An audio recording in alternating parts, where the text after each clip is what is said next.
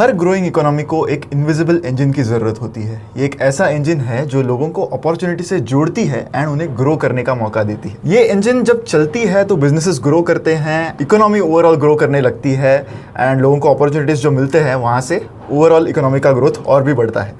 This engine is nothing but credit. अब credit की जब बात आती है तो हमें बैंक्स की बात करनी होती है, लेकिन बैंक्स के अलावा भी NBFCs जो है वो एक ऐसे सेगमेंट को जो है वो सर्व करती है which is quite under served by the banks. तो इसी टॉपिक पर आज डिस्कशन हम करने वाले हैं। मेरे साथ है अनुष एंड यहाँ पर एक बहुत ही इंटरेस्टिंग सेक्टर है जिसको मार्केट वैसे इतना भाव नहीं दे रहा है बहुत टाइम से, तो उसी पर हमारी चर्चा मेनली यहाँ पर होगी। So Anush, before we talk about the stock here, lending as a theme, right, कुछ पॉकेट्स ने बहुत समय से परफॉर्म नहीं किया है। ओवरऑल अगर हम सेक्टर देखें तो पास्ट में जो हमने देखा है इस सेक्टर में जो हुआ है, जब रेट कट साइकिल हुई थी तब कैसे परफॉर्मेंस रहा था, वो सबसे हमें एक क्या अंदाज लगता है कि आगे सेक्टर में क्या क्या हो सकता है? राइट, सो करेंटली क्या हो रहा है ना कि you will see in overall banking setup थोड़ी चीज़ें पोलराइज आपको दिखेगी, but that is primarily because कुछ जो बैंक्स ने अच्छा परफॉर्म किया है तो that is driven by some efficiencies which they have got, जैसे कि you can look at Karur Vysya वगैरह, फेडरल एक हो सकता है then example. But apart from that there are clear patterns, right. So every time जैसे 2013 से लेकर 2015 का विंडो आप ले लो, देन 2020 से लेके पोस्ट कोविड जब रेट कट्स हुए थे तो उसके पहले के रेट थोड़े एलिवेटेड थे, रेट कट हुए, देन रेट हाइक साइकिल चली। तो देयर आर टिपिकल पैटर्न्स जब फंडामेंटल परफॉर्मेंस लाइक ये एक्चुअली बोलते हैं हमसे कि पिछली बार ऐसा हुआ था, हाँ, तो अभी आगे वैसा हो सकता है। So if you see typical 2013 to 15 का पैटर्न, तो पहले इन्फ्लेशन चला, इन्फ्लेशन के बाद गोल्ड भी भागा, because we know gold is मतलब सिमिलर इन्फ्लेशन है जो, तो गोल्ड भागता है जब इन्फ्लेशन आता है।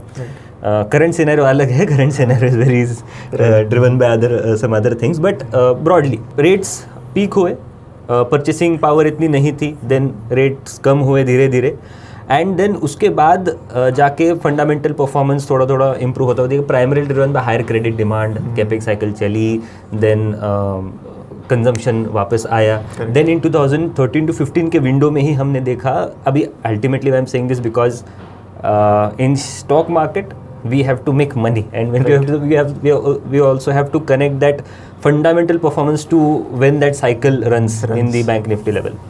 तो टिपिकल अगर आप देखो तो in that period bank nifty was like 10,000 at the bottom, and in less than 18 months it like peaked at 20,000 and all, right? And typical same setup आप replica करो in 2020 के 2021 के cycle में, जब again rate hikes, rate cut हुआ Covid के बाद immediately, and then it again went up. So ये होता क्यों? There are typical drivers, liquidity is the main driver for that.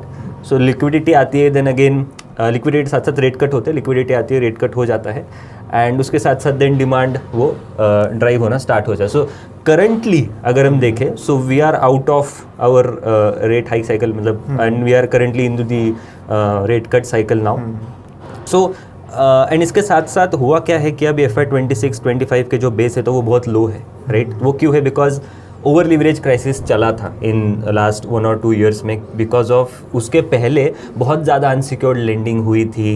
You take any bank, right, you take any bank's name, बहुत ज़्यादा unsecured lending उन्होंने करी थी, उसका अभी रिपल इफेक्ट अभी हमने देखा है in the last 1 or 2 years। तो अभी बेस बहुत लो है, प्रोविजंस बहुत हाई की थी because of some higher NPAs वगैरह, तो अभी बेस लो है, इसकी वजह से प्रॉफिटेबिलिटी का। एंड आगे आने वाले पीरियड में अभी जैसे जैसे कमेंट्री आ रही है, look at any bank, HDFC bank ले लो, छोटी छोटी स्मॉल फाइनेंस बैंक्स भी ले लो, तो वो भी यही बोल रहे हैं कि आगे आने वाला जो पीरियड है तो दैट इज़ मतलब प्रॉमिसिंग तो लग रहा है, एटलीस्ट FY 27-28 ये सारी चीज़ें।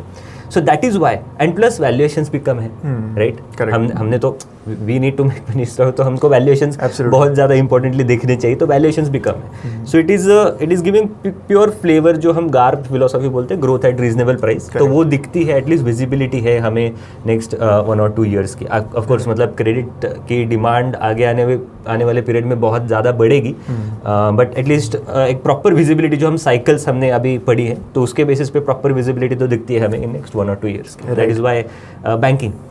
करेक्ट. तो अभी आई एम श्योर बहुत लोग जो अभी वीडियो देख रहे हैं उनको एक क्वेश्चन हमेशा रहेगा जो मैं डायरेक्ट आपसे यहाँ पे पूछने वाला हूँ कि यहाँ पर अगले 1 साल में कौन सी कंपनी मल्टी बैगर बन सकती है. हाँ, तो आपने थंबनेल भी देखा होगा कि मल्टी बैगर कौन सा हो सकता है. So see again there are many of course disclaimers and all things being given, but क्या होता है we need to be very मतलब aware of this fact कि ये may be play out ना हो. Correct. Right, but इसमें भी considering all the fundamentals and everything, because हमने बात भी करी है with many of the managements investor relations recent times में. So उसमें एक company and again this is to give a disclaimer, this is model portfolio stock as well, Muthoot Microfin कि this is one of the company which we feel कि ये हो सकता है. Primary there are reasons for that. एक तो है कि ये कंपनी अभी transition first of all like detail जाते हैं. सो पहले अगर हम देखें तो आप देख सकते हो on the screen. So this is they have a brand like Muthoot is a brand, right. ये बेसिकली ब्लू मुथूट है. This is different from the red वाला, राइट. लीगेसी है इनकी 130-140 ईयर्स की, राइट. तो ये दिखाता है कि गवर्नेंस का तो कुछ इशू नहीं है. तो हमारे 5G में governance is tick, correct, right. Enterprise level पे अगर हम देखें so this is a currently unsecured lender. ये माइक्रो फाइनेंस में है. माइक्रो फाइनेंस का मतलब है कि गांव में छोटे छोटे जो बिजनेसेस होते हैं तो उनको लोन देना, लोअर टिकट साइज का 30-40-50,000 के वगैरह लोन्स ये सब देते हैं. एंड प्रोमोटर का अच्छा खासा स्टेक है. Promoter is a strong entity in itself. अच्छी खासी इनकी लीगेसी है. They have built and past track record भी अगर आप देख सकते हो 22% का यूएम क्या अगर इनका रहा है, 19% का डिसबर्समेंट ग्रोथ. इनके बोरोवर्स भी ऐड हुए, ब्रांचेस भी इन्होंने ऐड करे. दे आर ऑल्सो डाइवर्सिफाइंग, साथ साथ लोन ऑफिसर्स एम्प्लॉयज वगैरह भी ये ऐड कर रहे हैं. Q4 की अगर हम बात करें सो मोस्ट इंपॉर्टेंट नंबर आपने यहाँ पे ध्यान देना चाहिए, दैट इज प्रोविजन का नंबर, जो हमने अभी बात करी कि साइकिल प्ले आउट होना. बराबर. तो प्रोविजन अभी क्वार्टर ऑन क्वार्टर बेसिस पे 10% डाउन है, बट वही अगर हम वाई बेसिस तो 85% डाउन है. सो अगेन बेस FY26 का बहुत लो है एंड इसके बाद प्रोविजन जैसे जैसे कम होगी तो प्रॉफिटेबिलिटी बढ़ेगी एंड उसके साथ साथ जो है तो ग्रोथ तो आती रहेगी, right. So this is why I feel कि यहाँ पे ग्रोथ आ सकती है. And apart from that NPS भी अगर हम देखें तो एनपीए अभी सारी इंडस्ट्री बोल रही है कि like this is we are nearing a bottom, right. You take credit access Grameen which is like the leader in micro finance space. तो एनपीएस भी इनके धीरे धीरे अभी कम हो रहे हैं, राइट. कमेंट्री भी अच्छी आ रही है, राइट. एंड FY26 का गाइडेंस अभी आप अगर आप देखो यहाँ पे तो Q4 में दे डिड रफली 28.4% उन्होंने दिया है यहाँ पे, but guidance they are saying कि 12-15% का ही उन्होंने दिया है. Now for me this is very low number, correct. क्योंकि इफ़ यू आर सेइंग कि ओके हम ग्रो करेंगे तभी अभी जैसे साइकिल अभी रिवर्ट हो रही है तो but still you are saying 12-15%. So as for me this is a very conservative number. जैसे जैसे and why I am saying this because अगर आप क्रेडिट एक्सिस ग्रामीण का गाइडेंस देखो फॉर 2027 दे हैव गिवन 20-25% का ग्रोथ गाइडेंस, राइट. अब leader अगर 20-25% का बोल रहा है so you should also be in that part, right. Scenario मतलब वो क्रोनोलॉजी ऐसी थी कि पहले इनका रिजल्ट आया तो इन्होंने वेल गाइडेंस दिया, देन उसके बाद क्रेडिट एक्सिस ग्रामीण का रिजल्ट आया तो उन्होंने बोला 20-25% एंड उसके बाद मुथूट माइक्रोफिन ने एक स्ट्रेटेजिक विजन दिया है अप टू 2030. तो वहाँ पे आप देख सकते हो on screen they have said कि 2030 तक 30,000 करोड़ का हम एयूएम करेंगे. Currently they are standing at 14,000 odd करोड़, रफली 20% ऑड का यहाँ पे क्या अगर आता है. सो वी मोटा मोटी दे आर मैचिंग.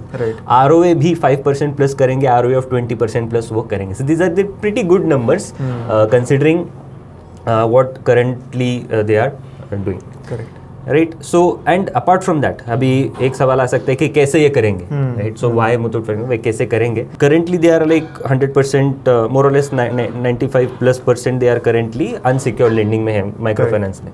तो धीरे धीरे दे आर सेइंग कि we will also enter into MSME lab या सिक्योर्ड लोन्स में जाएंगे जहाँ पे गोल्ड लोन्स है, यूज CV लोन्स है, हाउसिंग लोन्स वगैरह है. सो बेसिकली रिस्क उनकी डाइवर्सिफाई हो जाएगी, करेक्ट. सो धीरे धीरे जैसे रिस्क डाइवर्सिफाई होगी तो you can see this on the screen. उनका टारगेट उन्होंने दिया है कि GLG फ्रॉम 83% से लेके they want to push it down to 53%.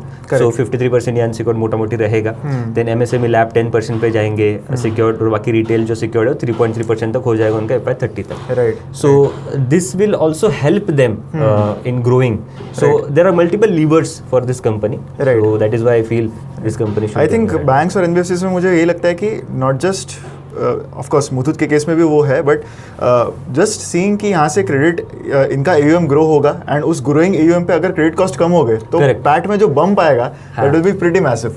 So yeah I think that ये एक मुझे बहुत बड़ा थीम लगता है with in this sector that could go. And this also aligns with multiple जो अभी स्मॉल फाइनेंस बैंक्स ने करा है, राइट? उनके अगर आप वैल्यूएशन देखो तो उनके भी वैल्यूएशंस थोड़े आपको एलिवेटेड दिखेंगे. That is basically because secured mix जिसका ज़्यादा होता है उसको वैल्यूएशन ज़्यादा ही मिलते हैं. You compare AU small finance bank with other small finance, AU को ज़्यादा ही मिलेगा, उसका सिक्योर्ड मिक्स ज़्यादा है, उसका क्रेडिट कॉस्ट कम ही आएगी. बराबर. So that is a good point actually.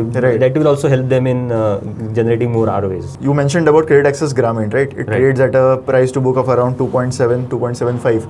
Muthoot Microfinance is at a much cheaper valuation of around 1.1 to 1.1 times. Yes. So एक सेम सेक्टर है, एक सिमिलर रिकवरी स्टोरी भी हमें दिख रही है. FY25 से काफ़ी अच्छी रिकवरी दोनों ही कंपनीज के FY26 में आ गई है. What is the market seeing कि इनके बीच में जो वैल्यूएशन गैप है, is it something like कि Muthoot Microfinance is kind of still yet to execute, maybe इसलिए market is not giving it that much of a premium? Yeah, so that can be one of the thing, but again ये जो अब उन्होंने strategic vision दिया है, तो that can help them bridge that gap. Correct. वहाँ पे considering उनके ROAs भी अभी मतलब if I have to just tell you कि how much guidance इन्होंने दिया, FY27 का इन्होंने guidance दिया है ROA का 4 to 4.8 के आसपास CreditAccess Grameen ने. Correct. And Muthoot Microfinance also saying will be doing 5% by 2030, right? Correct. So उनके पास भी उतनी capability है to do that level of ROA. So looking at the fundamentals, there should not be any gap. Right. So this is why again एक massive opportunity यहाँ पे हो सकती है because इसका PB अगर हम देखें, right, it is 1.0, is nearly book value पे trade कर रहा है. Correct. And considering even Arman financials जो इन मतलब सिमिलर लेवल्स पे है इन मार्केट के, छोटी है actually Arman finance, that is market उसको 2 का PB दे रहे हैं. सो यहाँ पे मुथूट में तो उतना हमें अपसाइड क्लियरली दिख ही जाता है. I think that is basically the reason why it is there in the portfolio, right? We are seeing the valuation gap. And अगर management वैसा जो उन्होंने प्लान्स बताए हैं वैसा अगर एग्जीक्यूशन की तरफ जाने भी लगती है, then we expect the market to give it a bit of a premium in the longer term. Again इसमें एक और पॉइंट ये भी ऐड करना चाहूँगा कि वैल्यूएशन को एक again this is a heuristic, you can use it may be at your end, but banks में कैसा है कि there is again difference between a bank and NBFC, right? तो NBFC को ज़्यादा मिलेंगे because they are catering into some very risky markets and target risky customers, they are bringing new customers जो बाद में बैंक में जाते हैं. तो बैंक को रिलेटिवली कम मिलेंगे, NBFC को ज़्यादा मिलेंगे, NBFC ज़्यादा ग्रो कर रहा है. एंड उसमें भी जो अनसिक्योर्ड है उसको रिलेटिवली कम मिलेंगे as compare to let's say secured lender valuations, because again secured lender में भी जस्ट जिसका क्रेडिट कॉस्ट रिस्क होता ही नहीं है. करेक्ट. उसको ज़्यादा देंगे. अनसिक्योर्ड में क्या है, what I have observed is last अगर आप साइकिल देखो, this typically from valuation point of view, last अगर आप साइकिल देखो जैसे कि 2023, 2024, 2023 की जो साइकिल चली थी, CreditAccess Grameen also did well. Correct. All the Spandana Spurti, Fusion Microfinance, you take any microfinance name. So वहाँ पे वैल्यूएशंस कहाँ पे जाके पीक हुए थे, so that number was equal to the AUM which they did at that point of time. So similar in this case, now वैसा margin of safety बहुत है. Now in this case, Muthoot Microfinance current market cap is 3,000 crores.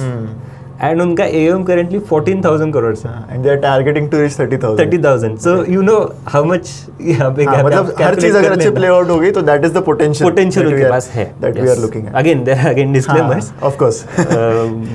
अपने अपना risk profile के हिसाब से सारी चीजें करनी चाहिए. You know, like Anush said, this is part of our portfolio. And जब हम पोर्टफोलियो की बात करते हैं तो सारे स्टॉक्स उसमें आते हैं. कई बार लोग क्या करते हैं कि हम किसी एक स्टॉक पे वीडियो बना देते हैं तो लोगों को लगता है कि यही एक स्टॉक है जो मेरे पोर्टफोलियो में होना चाहिए. There is a reason why एक पोर्टफोलियो है. एंड वही पोर्टफोलियो अगर आपको सब्सक्राइब करना है तो आपको हमारी वेबसाइट पर जाना होगा investidnia.in. करंटली RED ये कूपन कोड भी चल रहा है, आपको 60% का डिस्काउंट मिलेगा. तो ऐसी अपॉर्चुनिटीज़ हमेशा नहीं आती, अब भी करंटली है, तो ज़रूर आई वुड रियली रिक्वेस्ट कि आप ये इस अपॉर्चुनिटी का फ़ायदा ज़रूर लें. Coming to Muthoot Microfin, right Anush, one last question about this. You know, अब कई बार कुछ वैल्यू थीम्स को देख के ऐसे लगता है कि क्या ये ट्रैप तो नहीं है, ये चीप तो काफ़ी लग रहा है, लेकिन क्या ऐसी कोई चीज़ें हैं जो शायद मुझे पता नहीं है. If you could just talk about any risks that could be here. I think कि execution might be one, But do you see any other risk that a company like Muthoot Microfinance could have? जब हमने इनके actually वो IR से भी बात करी थी तो they were also very bullish actually. तो कमेंट्री तो अक्रॉस द सेक्टर भी बुलिश ही आ रही है, but again as you said execution definitely एक रिस्क यहाँ पे रहेगा considering how they execute. And कभी कभी होता है कि जो प्लानिंग हम करते हैं, जो मॉडल्स हम बनाते हैं, जैसे कि अगर सपोज उन्होंने कुछ मॉडल बनाया अंडर राइटिंग का एंड अगर वो रिजल्ट नहीं थ्रो कर रहा है based on which the assumption उन्होंने जो ग्रोथ गाइडेंस वगैरह दिया, सो वो अगर नहीं प्लान आउट होता है, सो देन चीज़ें में भी थोड़ा टर्न ले सकती है. But currently considering the market, currently considering the numbers and all, तो वो एक रिस्क, बिकॉज सबसे बड़ा तो मार्केट में वैल्यूएशन का ही, तो वैल्यूएशन का तो we have reached that gap. We are comfortable on valuation side. So 5G के टर्म्स में अगर हम देखें तो फाइनेंशियली इंप्रूविंग नंबर्स है, इंडस्ट्री अभी रिकवर कर रही है, गवर्नेंस अच्छा है, मुथूट ब्रांड, एंटरप्राइज लेवल पे they are entering into secured side.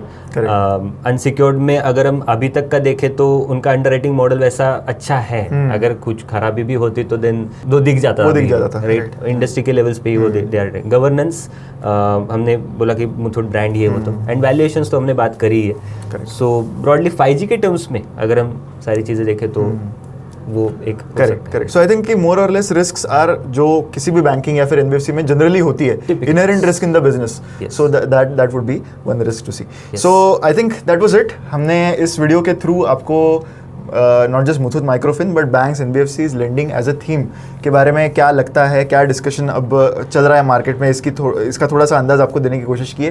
अगर आपको लगता है कि हमारा ये जो एफर्ट है वो अच्छा है तो इस वीडियो को लाइक ज़रूर कीजिए एंड शेयर करें वीडियो को with maximum people. Like I said in the video, अगर आपको मॉडल पोर्टफोलियोज, स्टॉकोमीटर, फंडोमीटर ऐसे प्रोडक्ट सब्सक्राइब करने हैं तो हमारी वेबसाइट investindia.in पर ज़रूर जाइए. RED ये कूपन कोड यूज़ करने पर आपको 60% का डिस्काउंट मिलेगा. ऐसे वीडियोज़ के लिए हमारे चैनल पर बने रहें. मिलते हैं अगले वीडियो में. Thank you so much.